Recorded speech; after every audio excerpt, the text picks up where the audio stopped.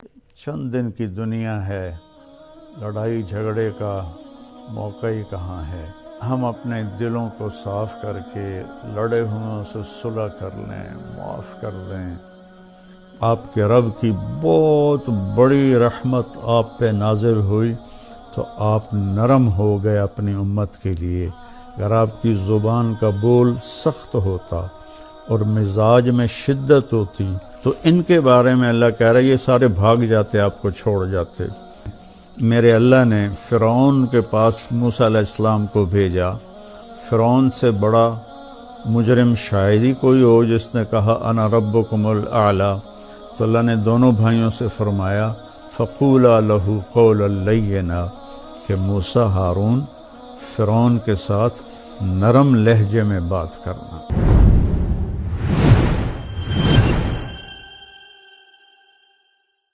بسم اللہ الرحمن الرحیم، الصلاۃ والسلام علی رسولہ الکریم، اما بعد۔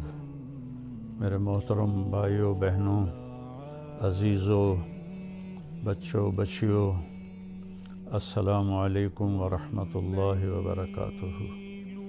رمضان روزہ بہت بڑا عمل ہے۔ اللہ تعالیٰ نے فرمایا کہ روزے کا بدلہ میں خود ہوں، اور ایک جگہ فرمایا کہ میرے نبی نے کہ کوئی جانتا ہی نہیں ہے کہ روزے کا ثواب اللہ نے کیا رکھا ہے۔ تو اللہ ہمیں توفیق دے روزے رکھنے کی۔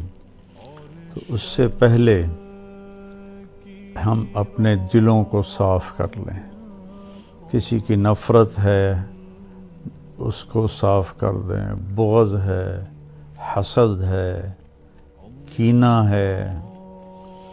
کینہ ہوتا ہے کسی کو نقصان پہنچانے کی نیت، یہ بغض سے زیادہ بڑی چیز ہے۔ تو اس قسم کی جتنے بھی ہمارے دل میں منفی چیزیں ہیں، یہ ہم اللہ سے مانگ کے اپنے دل کو صاف کر دیں تاکہ ہمارے روزے قبول ہوں۔ اور خاص طور پر اگر ماں باپ کی نافرمانی ہے تو رمضان میں اس کی بخشش نہیں ہوتی۔ ماں باپ کے پاؤں پکڑ کے معافی مانگ لیں۔ اگر شراب کی عادت ہے تو شرابی کی بھی بخشش نہیں ہوتی، توبہ کر لے تو سب معاف ہے۔ تو اس سے بھی ہم توبہ کریں۔ اور رشتہ داروں سے برا سلوک ہے تو اس سے بھی ہم توبہ کریں اور ان سے ملیں، جا کر جھک جائیں۔ اور جھک جانے میں اللہ نے عزت رکھی ہے۔ اور کسی کے بارے میں دل میں کینہ ہے، یعنی اس کو نقصان پہنچانے کی نیت اور ارادہ ہے، اس سے بھی توبہ کریں تو انشاءاللہ ہمارے روزے اللہ کی بارگاہ میں قبول ہوں گے۔ آخری رات اللہ فرماتے ہیں کہ دن کے روزے اور رات کے قیام کی وجہ سے میں نے ان کے سارے گناہ معاف کر دیے۔ اور اللہ تعالیٰ نے ہر امت پہ روزہ فرض کیا ہے۔ ہمارے لیے روزہ آسان کیا ہے کہ ہمارے لیے سحری بھی ہے اور ہمارے لیے افطاری بھی ہے۔ تو اہتمام سے ہم ان روزے رکھیں اور کوشش کریں کہ پیٹ بھر کے نہ کھائیں تاکہ جسمانی فائدہ بھی ہو، روحانی فائدہ بھی ہو۔ اگر ایک مہینہ پورا ہم اس طرح روزہ رکھیں کہ ہمیں ظہر سے بھوک لگنی شروع ہو جائے تو پورے مہینے میں ہمارے جسم کے اندر جتنی بھی کثافتیں اور غلط چیزیں جمع ہیں وہ ساری دھل جاتی ہیں اور صاف ہو جاتی ہیں۔ تو رمضان کا مطلب ہے جل جانا۔ تو رمضان اور جل جانا اور روزہ، اس میں مناسبت یہ ہے کہ جوں انسان روزے رکھتا چلا جاتا ہے اللہ اس کے گناہوں کو جلاتا جاتا ہے یہاں تک کہ آخری رات اس کے سارے گناہ جلا کے اسے پاک اور صاف کر دیتا ہے۔ تو ہم اپنے دلوں کو صاف کر کے لڑے ہوئے سے صلح کر لیں، معاف کر دیں۔ چند دن کی دنیا ہے، لڑائی جھگڑے کا موقع ہی کہاں ہے، چند صبحیں ہیں، چند شامیں ہیں، بہت سی بیت گئیں، تھوڑی باقی ہیں۔ بہادر شاہ ظفر رحمۃ اللہ علیہ کا شعر ہے، ان حسرتوں سے کہہ دو کہیں اور جا بسیں، اتنی جگہ کہاں ہے دل داغدار میں۔ تو دل داغدار میں اللہ کی محبت اور اللہ کے رسول کی محبت اور اللہ کے بندوں سے محبت اپنائیں تاکہ ہمارا ہر عمل قبول ہو اور اللہ تعالی ہم سے راضی ہو۔ اور دوسری بات یہ ہے مالدار حضرات کے لیے کہ زکوٰۃ کا تو ضرور اہتمام فرمائیں، بہت غربت ہے اور بہت مہنگائی ہے، ہمارے گناہوں کی سزا ہے کہ مہنگائی کا عذاب ہے ہمارے اوپر۔ جو اللہ ہی ٹالے تو ٹالے، تو ہم سب اللہ کی بارگاہ میں توبہ کریں اور کھل کے مال خرچ کریں، زکوٰۃ بھی دیں، زکوٰۃ سے بڑھ کر بھی دیں، اور ڈھونڈ ڈھونڈ کر خاص طور پر ان لوگوں کو جو سوال نہیں کرتے اور گھر میں فاقہ ہے، انہیں تلاش کر کر کے ہم اپنا مال خرچ کریں کہ جو ہم نے خرچ کر دیا وہ ہمارا ہو گیا، جو ہم نے بچا کے جمع کر لیا وہ مرتے ہی پرایا ہو گیا، پتہ نہیں اولاد کا ہے یا کس کا ہے۔ تو زیادہ سے زیادہ اللہ کے نام پر مال خرچ کریں، غریبوں کو ان کو ڈھونڈ کر، مریضوں کو، روزہ رکھنے والے روزہ رکھ نہیں سکتے ان کو ان کی امداد کریں۔ ہماری فاؤنڈیشن بھی اس میں بہت اللہ کے فضل سے کام کر رہی ہے، تو ہمارا بھی کچھ تعاون فرمائیں فاؤنڈیشن کا، تو اللہ تعالیٰ آپ کے اس مال کو جہنم سے بچاؤ کا ذریعہ بنائے گا۔ تیسری بات یہ کرنی ہے کہ ایک اپنی زبان کو لگام دینا سیکھ لیں کہ اس زبان سے، میرے نبی نے حضرت معاذ ابن جبل سے فرمایا، معاذ الا انبئک بملاک ھذا کلہ، معاذ میں تمہیں لمبی چوڑی نصیحت فرمائی تھی کہ ساری نصیحت کا میں تمہیں خلاصہ بتاؤں؟ انہوں نے کہا اجل یا رسول اللہ، ضرور یا رسول اللہ۔ تو فأحوى بإصبعيه إلى لسانه، تو اپنی زبان کو باہر نکالا اور یوں کینچی بنائی اور اس کو یوں پکڑا، اور پھر فرمایا کف ھذا، اے معاذ اپنی زبان پہ قابو رکھنا۔ وہ کہنے لگے یا رسول اللہ انؤاخذ بما نقول، جو ہم بولتے ہیں اس کا بھی حساب ہے؟ تو آپ نے فرمایا سکلت کا امک یبن جبل، ارے جبل کے بیٹے تیری ماں تجھے روئے۔ وَهَلْ يَكُبُّ النَّاسَ فِي نَارِ جَهَنَّمَ إِلَّا حَصَائِدُ أَلْسِنَتِهِمْ، تمہیں پتہ ہے سب سے زیادہ جہنم میں دھکا دینے والی اس زبان ہوگی، اس کا گندا بول، گالی گلوچ، غیبت، جھوٹ، بہتان، نفرت کے انداز میں بولنا، حقارت کے انداز میں بولنا، ملازموں کے ساتھ گالی گلوچ کرنا، آپس میں گالی گلوچ کرنا، اور خاص طور پر میں جو حضرات یوٹیوب پر بیٹھ کے دین کے درس دے رہے ہیں ان کے آگے ہاتھ جوڑتا ہوں، اللہ کے واسطے اپنی زبان ٹھیک کرو، اپنی زبان ٹھیک کرو، اپنی زبان ٹھیک کرو۔ ایسے میرے نبی کے بارے میں آتا ہے ما کان فاحشا متفحشا، میرے نبی کبھی بھی بدخوئی اور بد کلامی کرنے والے نہیں تھے۔ اور میرے اللہ نے فرمایا فَبِمَا رَحْمَةٍ مِّنَ اللَّهِ لِنْتَ لَهُمْ وَلَوْ كُنْتَ فَظًّا غَلِيظَ الْقَلْبِ لَانفَضُّوا مِنْ حَوْلِكَ، میرے محبوب آپ کے رب کی بہت بڑی رحمت آپ پہ نازل ہوئی تو آپ نرم ہو گئے اپنی امت کے لیے۔ اگر آپ کی زبان کا بول سخت ہوتا اور مزاج میں شدت ہوتی تو لنفضوا، افراتفری میں جب لوگ بھاگتے ہیں نا تو اس کو انفزاز کہتے ہیں۔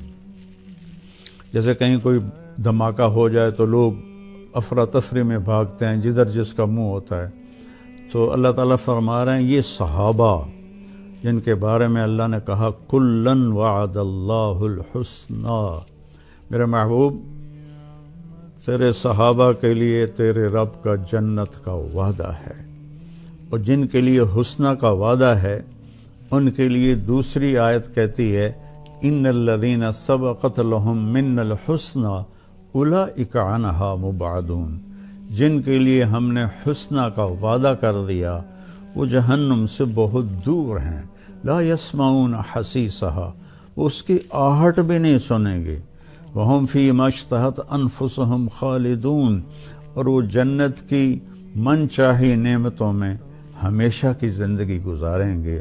یہ ٹائٹل، یہ اعزاز، یہ خوشخبری صرف میرے نبی کے صحابہ کے لیے، چاہے وہ مہاجرین سابقین اولین ہوں، چاہے وہ درمیان والے ہوں، چاہے وہ طلقاء ہوں جو مکہ پہ ایمان لائے فتح مکہ پر، سب کے لیے میرے اللہ نے جنت کا وعدہ فرمایا۔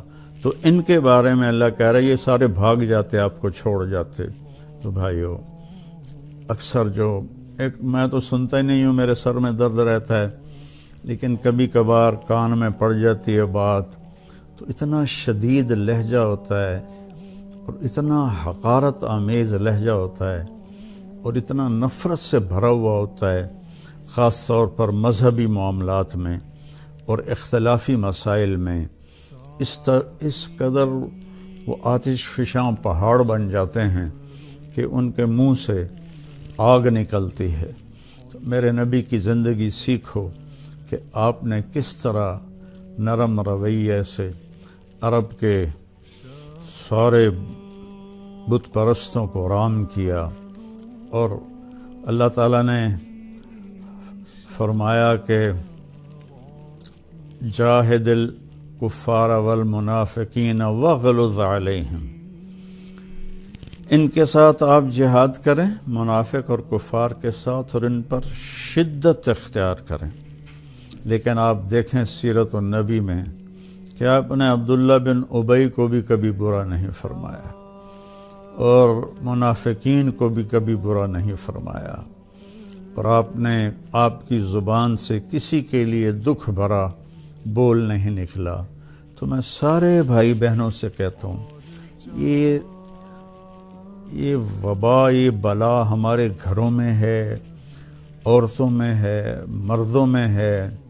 صرف خطیبوں کی بات نہیں کر رہا، خطیب چونکہ ممبر پہ لوگوں کو خطاب کر رہا ہوتا ہے یا وہ یوٹیوب پہ لوگوں کو خطاب کر رہا ہوتا ہے، تو اس کی زبان میں اگر زہر ہو تو وہ کیا دین کا کام کر رہا ہے؟ وہ کوئی اور ہی کر رہا ہے، دین کا کام نہیں کر رہا ہے۔ میرے اللہ نے فرعون کے پاس موسیٰ علیہ السلام کو بھیجا۔ فرعون سے بڑا مجرم شاید ہی کوئی ہو جس نے کہا انا ربکم الاعلی، تو اللہ نے دونوں بھائیوں سے فرمایا فقولا لہ قولا لینا، کہ موسیٰ ہارون فرعون کے ساتھ نرم لہجے میں بات کرنا۔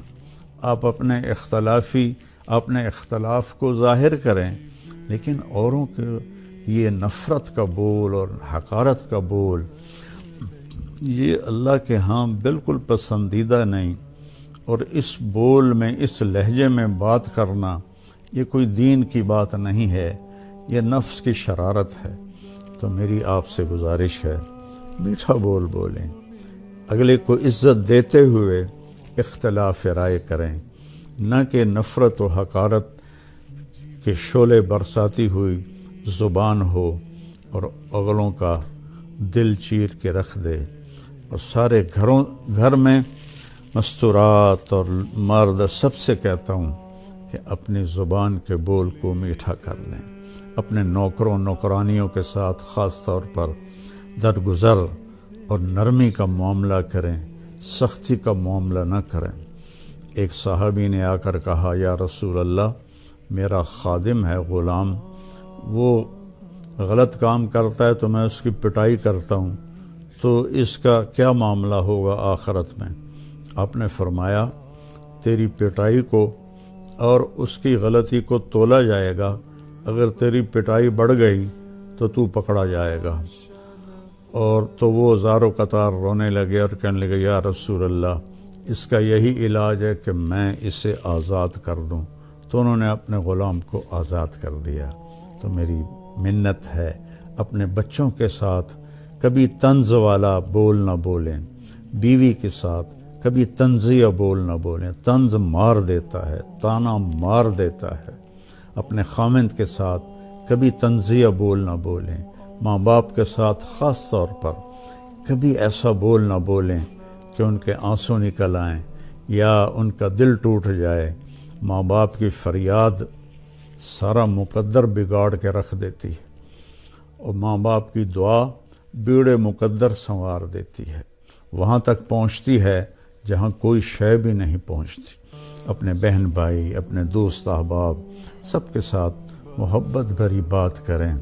کبھی کوئی ہو جائے بول ایسا انسان ہے تو پھر فوراً معافی مانگ لیں، اس سے معافی مانگ لیں۔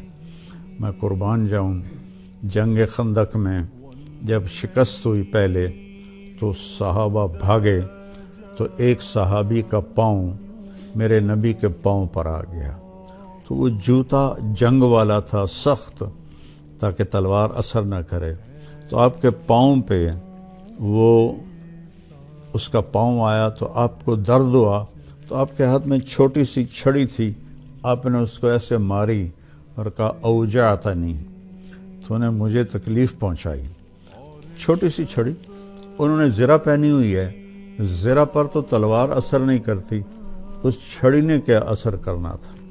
تو اس صحابی نے وہ سن لیا کہ میرے نبی فرما رہے ہیں اوجعتنی، تو کہنے لگے، سارا دن ساری رات میں ڈرتا رہا کہ اب جبریل آئیں گے میری ہلاکت کا پیغام لے کر، اب جبریل آئیں گے میری سزا کا پیغام لے کر، تو ساری رات سوئے نہیں۔